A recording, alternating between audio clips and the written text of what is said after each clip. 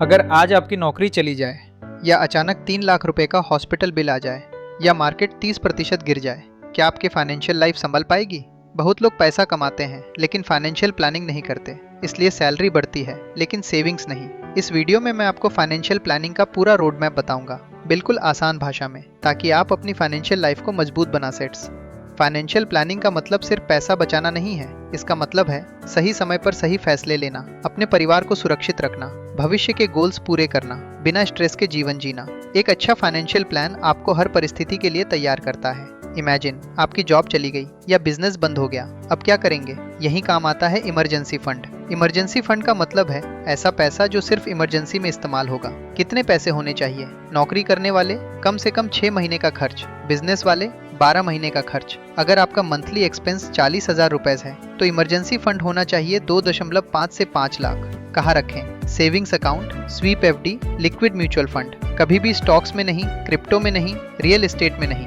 बहुत लोग इंश्योरेंस को इन्वेस्टमेंट समझते हैं, ये सबसे बड़ी गलती है। इंश्योरेंस का काम इन्वेस्टमेंट नहीं, प्रोटेक्शन है। हेल्थ इंश्योरेंस, अगर हॉस्पिटल बिल 8 लाख रुपए आ जाए तो आपकी पूरी सेविंग्स खत्म हो सकती है। कम से कम 10 रुपए से 20 लाख रुपए का फैमिली फ्लोटर रखें। टर्म इंश्योरेंस, अगर परिवार आपकी इनकम पर डिपेंड करता है तो टर्म इंश्योरेंस जरूरी है। कवरेज 15 से 20 गुना एनुअल इनकम होनी चाहिए। जैसे सैलरी 10 लाख रुपए है तो टर्म इंश्योरेंस 2 करोड़ रुपए का होना चाहिए।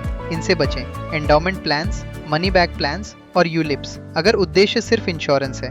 इनकम बढ़ाने से पहले एक्सपेंसेस को कंट्रोल करना जरूरी है। फॉलो करें 50-30-20 रूल। 50% नीड्स के लिए, 30% वांट्स के लिए, 20% सेविंग्स के लिए, या फिर पे योरसेल्फ फर्स्ट वाला तरीका अपनाएं। सैलरी आते ही पहले इन्वेस्टमेंट करें, फिर एक्सपेंसेस, न कि पहले शॉपिंग। अगर क्रेडिट कार्ड का इंटरेस्ट 36 से 45% दे रहे हैं तो इन्वेस्टमेंट से पहले लोन खत्म करें। प्रायोरिटी ऐसे रखें, पहले क्रेडिट कार्ड, फिर पर्सनल लोन, फिर कार लोन और आखिर में होम लोन। इन्वेस्टमेंट का मतलब जल्दी अमीर बनना नहीं है, इन्वेस्टमेंट का मतलब धीरे धीरे वेल्थ बनाना है। एसेट एलोकेशन करने से पहले पक्का करें। इमरजेंसी फंड और इंश्योरेंस हो चुके हैं, अब शुरू करें इन्वेस्टमेंट। इक्विटी लॉन्ग टर्म के लिए, यानी 7 से ज्यादा साल के लिए। डेट शॉर्ट टर्म गोल्स के लिए। गोल्ड 5 से 10% पोर्टफोलियो में। रियल एस्टेट जब जरूरत हो, स्टेटस के लिए नहीं। SIP का उदाहरण लीजिए, अगर आप 5,000 रुपए महीने निवेश करते हैं 12% रिटर्न के हिसाब से 25 साल में, तो लगभग 95 लाख रुपए से 1 करोड़ रुपए तक का कॉर्पस बन सकता है। ध्यान रहे, रिटर्न निश्चित नहीं होते, ये केवल एक उदाहरण है। यही है पावर ऑफ कंपाउंडिंग। टैक्स बचाना जरूरी है, लेकिन गलत प्रोडक्ट खरीद कर नहीं। इस्तेमाल करें PPF, EPF, NPS, ELSS, जोखिम समझकर और टैक्स एफिशिएंट इन्वेस्टिंग के तरीके।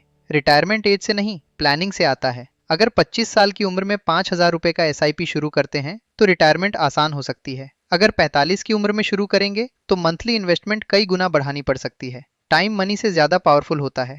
अपने गोल्स लिखिए। शॉर्ट टर्म में वेकेशन, बाइक। मीडियम टर्म में car, house, down payment. Long term में रिटायरमेंट, चाइल्ड एजुकेशन। हर गोल का अलग इन्वेस्टमेंट होना चाहिए। अब जानते हैं सबसे कॉमन गलतियां। No emergency fund, no health insurance, बिना गोल्स के इन्वेस्टिंग करना, सोशल मीडिया टिप्स को फॉलो करना, इन्वेस्टिंग की जगह ट्रेडिंग करना, पैनिक में सेलिंग करना, ज्यादा लोन लेना और सिर्फ टैक्स बचाने के लिए इन्वेस्ट करना। आज ही ये 10 स्टेप्स करें। 1. मंथली बजट बनाइए। 2. एक्सपेंसेस लिखना शुरू करें। 3. इमरजेंसी फंड बनाइए। 4. हेल्थ इंश्योरेंस लें। 5. टर्म इंश्योरेंस लें अगर परिवार आपकी आय पर निर्भर है। 6. हाई इंटरेस्ट डेट खत्म करें। 7. SIP शुरू करें। 8. अपने गोल्स लिखें। 9. हर साल पोर्टफोलियो रिव्यू करें। 10. लगातार सीखते रहें और अनुशासन बनाए रखें।